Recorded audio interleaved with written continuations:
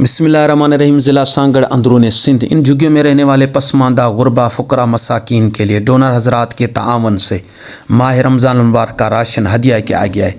आइए आप भी अपने ज़कात, सदक़ात, अतियात से इन गरीबों, मिस्कीनों, यतीमों, बेवाओं, माजूरों, मज़दूरों की मदद करें जो इस महंगाई, बेरोज़गारी में कसम पुरसी की ज़िंदगी बसर कर रहे हैं और सहर व अफ्तार के लिए परेशान हैं।